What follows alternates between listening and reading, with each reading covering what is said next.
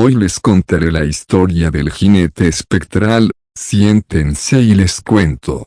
Un viento frío silbaba entre los árboles despojados de hojas mientras la noche caribeña caía con rapidez sobre los llanos venezolanos. José, un hombre corpulento y de rostro curtido por el sol, cabalgaba de vuelta a su humilde hacienda después de un largo día en el mercado de Santa Bárbara.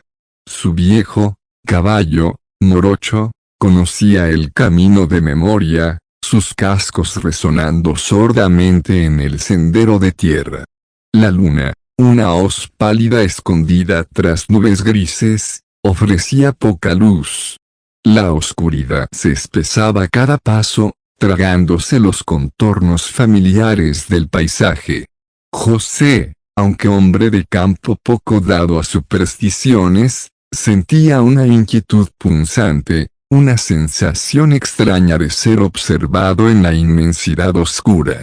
De repente, Morocho se detuvo en seco, relinchando con nerviosismo y echando las orejas hacia atrás. José lo acarició en el cuello, tratando de calmarlo, pero el animal permanecía inmóvil, los ojos blancos por el miedo. Fue entonces cuando lo vio. A unos metros delante, en medio del camino, se alzaba la silueta de otro jinete. Era una figura alta y esbelta, montada en un caballo negro como la noche misma. Lo extraño era que no se distinguían detalles, como si la oscuridad se concentrara alrededor de ambos, devorando cualquier atisbo de forma. José entrecerró los ojos, intentando discernir quién podía ser a esas horas en un camino tan solitario. ¿Quién anda ahí?, gritó, su voz quebrándose ligeramente a pesar de su intento de sonar firme. El jinete oscuro no respondió. Permaneció inmóvil, como una estatua de sombra recortada contra la negrura. Un silencio pesado cayó sobre el campo, solo roto por el resoplar agitado de Morocho. La inquietud de José se transformó en un miedo frío y punzante. Había algo antinatural en esa figura inmóvil, en el silencio sepulcral que la rodeaba. Instintivamente, sintió que no debía acercarse. Con cuidado, tiró de las riendas de Morocho, intentando girar y regresar sobre sus pasos. Pero el caballo se negó a moverse, temblando violentamente. Parecía paralizado por el terror. El jinete oscuro comenzó a moverse. Lentamente, muy lentamente, su caballo avanzó hacia ellos.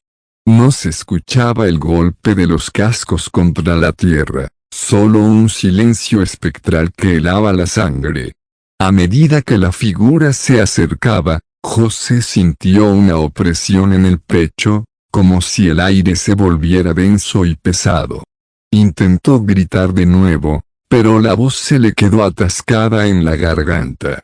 Finalmente, el jinete oscuro estuvo a pocos metros. José pudo distinguir vagamente una figura encapuchada, el rostro oculto en las sombras. Sintió una oleada de frío intenso, a pesar del clima cálido de la noche. Y entonces, el jinete levantó una mano. No era una mano de carne y hueso.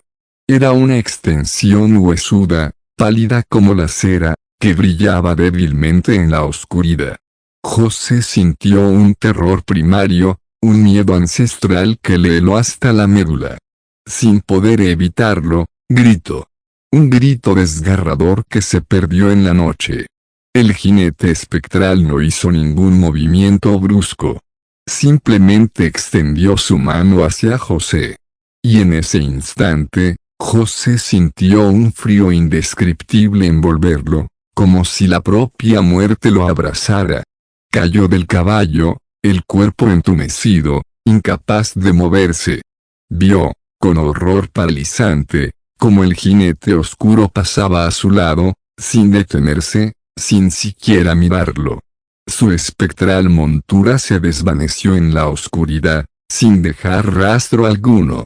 José quedó tendido en el camino de tierra, el cuerpo helado, el corazón latiéndole con fuerza dolorosa. Morocho, libre del terror que lo había paralizado, huyó despavorido. Cuando la primera luz del amanecer comenzó a pintar el cielo, José fue encontrado por unos campesinos que se dirigían al pueblo.